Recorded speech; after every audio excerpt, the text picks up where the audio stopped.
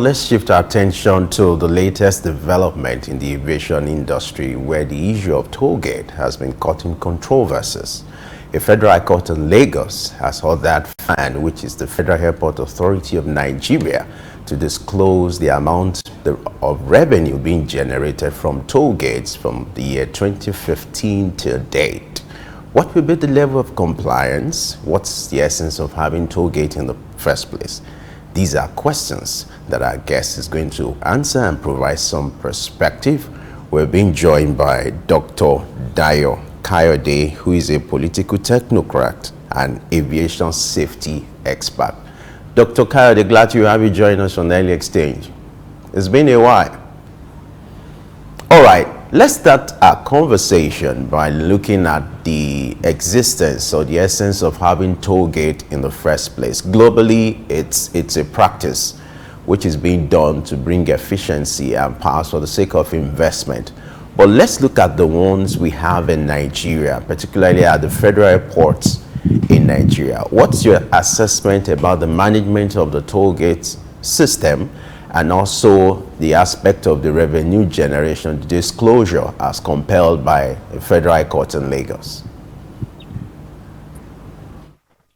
Yes, you see, internationally, I've been to several, both national around the world, all around the world, but I have not seen a single one that is having toll gates. I have not seen a single one having a toll gate. So I don't know why Federal Authority of Nigeria should now have. I don't know why. Yes, it's true. They are the one in charge of the facilities, the airport facilities. But does that preclude that they should toll the gates? No. You are not the owners of those roads. Those roads are either being owned by federal government or the state. We have trunk A roads, we have trunk B roads, we have trunk C roads. According to our constitution, as our constitution giving that provision where either trunk A or trunk B or trunk C should belong to another parastatal within the ministries being stipulated in our constitution? No. So on what basis is Federal Airport Authority now claiming the ownership of that particular road? That is that. Two, I want to believe that law that stops tolling of our roads is still existing. So if that is the case, that road, who has authorized FAAN to toll it? Who has authorized FAAN to toll it? Is it federal government or the state government? And if none of them had authorized FAAN to toll it, that means FAAN has been acting against our constitution and needs to be fined for doing that.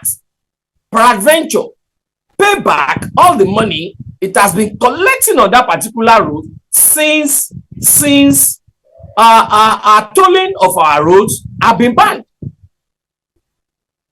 Asking FAAN to disclose how much it has received from toll gates and parking lots in all federal airports of the Federation. Do you think it's even the court that should be asking FAAN, or it should even be a normal process or procedure that as it's collected, they should be remitted, or what they're used for should be saying? The demand for accountability, should it get to this point before FAAN does the needful? Yes, as is. Even if FAAN have been collecting toll there must be some kind of transparency. Who is FAAN as an organization, as an authority, responsible to? Has FAAN been given account of all the monies collected ever since? If yes, then let us go to the records. How much has FAAN collected? How has that money been expended? How has that money been expended? We need to get the account so that there will be total transparency. Who and who have been holding that money? We need to know. Look at the situation at the Lagos airport. Wouldn't you have concluded by saying FAAN, which is the Federal Airport Authority of Nigeria, has been considerate because there are alternative routes, that of the Oshodi axis. If you can't access the toll gate, the other alternative is toll-free. Don't you think that's a form of fairness on their part? Since nobody is compelled to use the one that has to be tolled. But that is wrong. It's not, you are now asking somebody who is living somewhere around what do we call that area now? That police station, Bisa. Just living at Bisa. So if you now want to go to the airport, international airport, and you want to drop off your passenger at a departure level, so you now have to turn around to go and pass through Oshodi. That is a journey that is supposed to take you about 5 minutes. Will that be taking you about 30-45 minutes? If there is traffic, it will not be taking about 2 hours. Is that what we are talking about? No. Number one, that gate, that toll there must be removed. Number two, the money you have collected so far must be accounted for, so that people will know how much you have collected and what you have used that money for. But let me now shock you. I've been paying toll on that gate, and do you know what? The tolling there have been contracted out, but then contracted out to who? Contracted out to who? To what extent has that person been remitting what is supposed to be remitted for the authority? Mark you, there was a kind of a disagreement between FAAN and then the managers of MMA2, that local airport, sometimes ago. What's the name of that company again? And I think that issue is even still in court. It's still in court. So, I mean, we've been seeing a series of fraudulent activities in various forms, not only at our airports, but it's all over the nation. It's all over the country. So something needs to be done. We need to find out those that are giving us economic problems in this country. Make sure that we bring them to book, and then apportion necessary punitive measures so that we can stop all this incessant cutting away of our commonwealth, for all Nigerians not to be angry and hungry again. Let's even take a look at the applicants in this case. It's the Center for Law and Civil Culture. They filed the lawsuit for the demand for the information of how much FAAN has collected within this period from 2015 to 2024. It is not even the Ministry of Finance or maybe a body that was supposed to do that. Why do you think this is the case? It is not the government requesting for the record of what has been collected and what has been remitted? There is nobody that cannot ask for accountability in our nation, as much as you are a stakeholder. What defines you to be a stakeholder? Being a citizen of our nation, somebody who are not been tagged with any form of criminal activities in the past, someone that had not been committed to prison terms in the past, as much as that, you are a stakeholder and you can always ask questions on the circumstances within our nation. So if any group is coming up, that means that group is a responsible group. That means that group wants the progress and economic development of our nation. If Ministry of Finance is not asking any question as regards this, then let us ask who and who in Ministry of Finance is also benefiting from whatever fine has been committed. Because definitely if one or two people are benefiting from it, you wouldn't expect them to raise the necessary questions because they are supposed to. I will give you an instance. One issue happened in NDDC some time ago, and the Senate started that probe. And along the line, when someone was now giving an expose on what happened, we all had that issue now. Stop the mic. And since then, the mic had been stopped. Why? Because some people that had benefited wouldn't want their names to be mentioned. That's the case. So if Ministry of Finance, who is supposed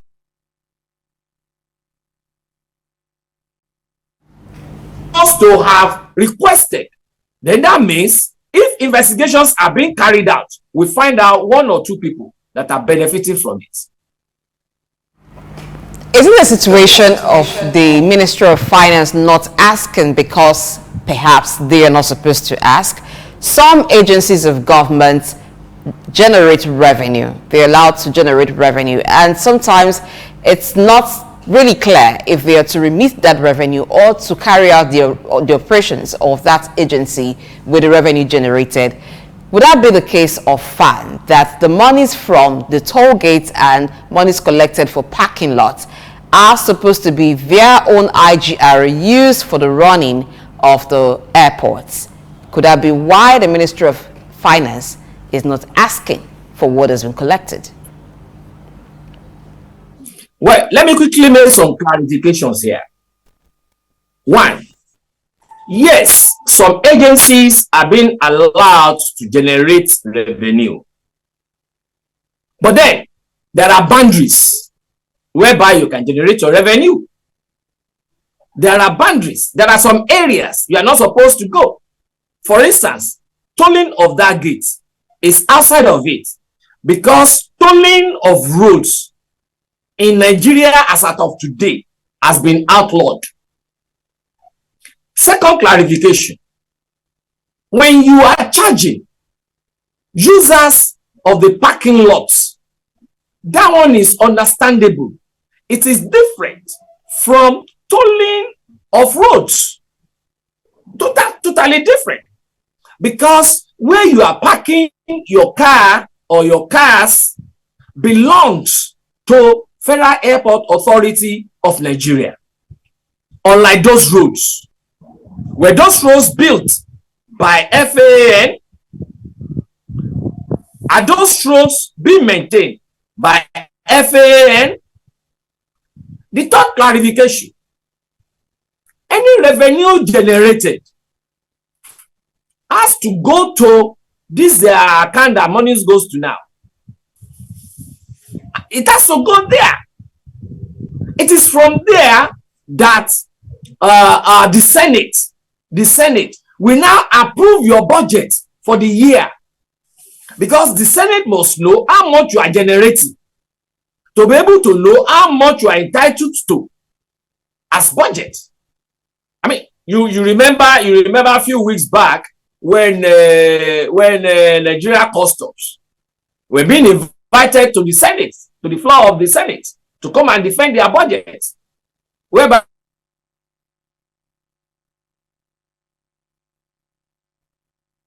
they were telling Senate how much they are going to.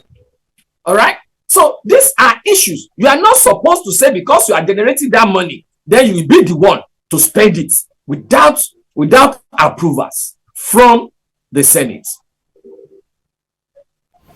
All right, interesting. Now let's look at one of the responsibilities of FAAN as provided in the guidelines to also oversee the maintenance and management of airport facilities. Now, how will you assess the Federal Airport Authority of Nigeria in this regard?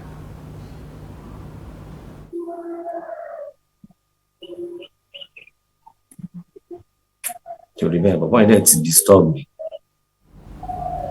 Dr. Kayode, I hope you can hear me. Yeah, can you come again, please? All right, I said one of the responsibilities of FAAN, Federal Airport Authority of Nigeria, is to oversee the maintenance and management of facilities at the airports. So I'm asking, how will you assess FAAN in this regard as regards this kind of responsibility and obligation? How far has this agency gone in this area? Yes, well, to a very large extent, if you compare our airports generally to others outside of this country, you will see that we are just growing. We are just growing. The facilities that have been there, especially when you look at our runways of, for instance, International Airport, Muritala Mohammed International Airport in Ikeja, it's still the same runway that we've been having since 1978-79 when that airport was commissioned. It was just of recent that I learned that the approval had been given for the extension of the international airport in Abuja. When you also look at the building itself of that Muritala Mohammed International Airport is the same building that we've been having since when? 1978-79, when that airport was commissioned. How about the Avio bridges? How about the Avio bridges? What are the automation that we have been seeing at that place since that time that it was commissioned till now, in comparison to how much money have been said to have been spent? Because we need to be able to do a kind of a comparative analysis now. The level of investment in that place since that 1979 till date, vis-a-vis the level of development that is there presently. So anybody who is able to do a costly assessment of that, we know that we are still scratching the ground. Listen, our airport is supposed to be the hub for if not Africa, for West Africa. But where is the hub now? It has shifted to Ghana. It has shifted to Ghana. Why? Because of the facilities. Here is a place that you see the track on breaking down. Here is a place that you see sea power going off. Here is a place that you see some of the landing instruments failing. Go and check out the instrument they are having at the weather control there. You will know that they are all obsolete. Even go to the control tower. Are there modern equipments there? These are issues that can boost the capacity, efficiency of any airport to be able to be made the hub for a particular sub-region. All right, still talking about airports. Now, according to a report released by the NBS, which is the National Bureau for Statistics, it said that air travels within 1 year in Nigeria rose by 20.53%. So averagely, the cost of airfare as at January 2024 was put at 89,975 naira, which is approximately 90,000 naira. Now, when fares increase, the expectations of the customers also increase. How do we align that? As much as the fares are increasing, charged by the airlines though, but the quality of service that they also get at the airports and from the airlines are commensurate?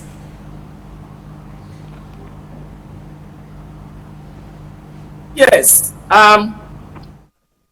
You see, when you want to assess the growth of travels within any airport, all you need to do is to get the passenger throughput per period of time. The passenger throughput per period of time. That is the number of passengers that passes through that airport, both incoming or outgoing. But on recent, you're going to see that with the increase, especially in the local travels, a lot of people are jettisoned traveling through the air. Imagine somebody spending as much as 500,000 naira to and fro Lagos to Abuja. Is that not insane? On what basis? No, on what basis? Lagos to Abuja, 500,000. I better go through all these land jets like Kennedy Luchuku and all that, and then travel as executive, of which to and fro Abuja will not be more than 50,000 naira. The economic situation of Nigeria does not even permit it. It doesn't allow it. Where will people get that money? Businesses are not moving. The economy is not moving forward.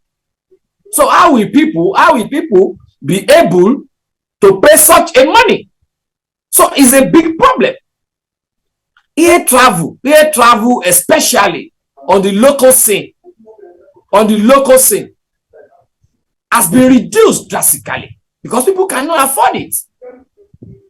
Then when you also look at the international routes, who are the people traveling through that? Are they Nigerians or the expatriates? We also need to look at the percentage of Nigerians who can afford it. How much was Lagos, London, Lagos before now? But go and check it out now. Or to America or to Canada. Go and check it. Too exorbitant. How many people can afford it?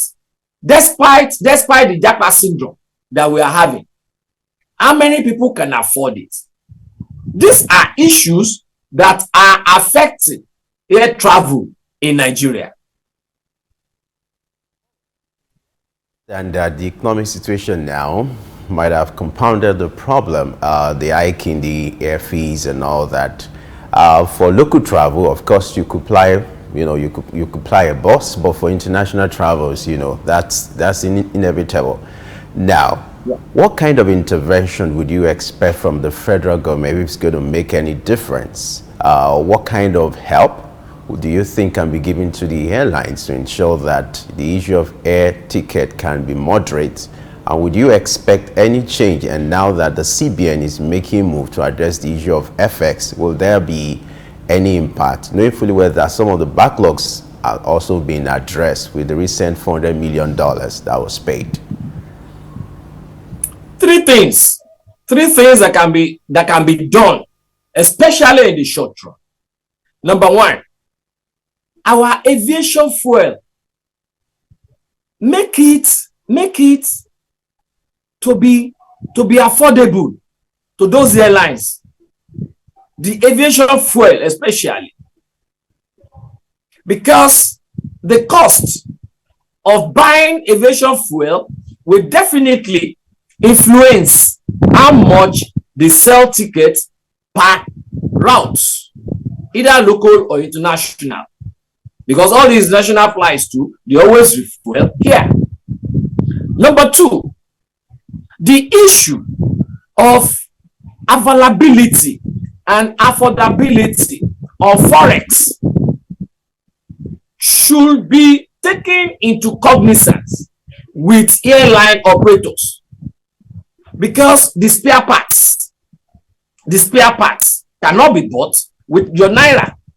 All these things are being imported, and when the rates they get their forex is high, these things will be translated into the amount they will sell their tickets. The third one, which is very paramount, we should be sincere with ourselves. We should be sincere with ourselves. Imagine Lagos, London Heathrow, and Ghana, London Heathrow. This almost the same distance. Go and check out how much is being charged for that of Lagos and how much is being charged from Ghana. So who is taking those excesses?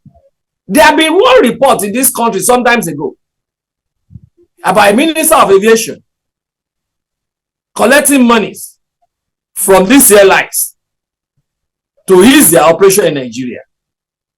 A particular aviation minister was seriously alleged to the extent that even the houses built for him or her was showcased in Nigeria media. So where do we go from there? So who and who again are benefiting from this high cost? Because somehow, some people there are being settled. Some people up there are being settled. So there is also need for the government to address that area. Corruption has eaten deep into our fabrics. And not until when we are able to remove that, then what we are seeing is what we see be seen. Just as even the forest we are talking about is also bedeviled with corruption, whereby you see governors, the money that they are supposed to spend, they will use it to go and acquire dollar. It's not only governors. So go and ask some of even these religious leaders what they do with the offering and tithe they collect. Some of them are saving it with dollars, and that is why you see the exchange rate going up. Okay, so people are giving the narrative that Nigeria is not producing, we are not this, but me I be telling them, what is Cotonou producing? And it's making their own money to have more value than our own money. Okay, what have we produced in the last 1 week that has fallen that dollar from almost 2,000 to now to about 1,500? What have we produced within those periods? So you can say that we have corrupt elements here and there, frustrating the living standard of the people, which in one of my articles I called the how do I put it again now? Just 1 second. Dr. Dayo Kayode, we have more time against the people. Talk about all of this against the people, and that's what we are experiencing.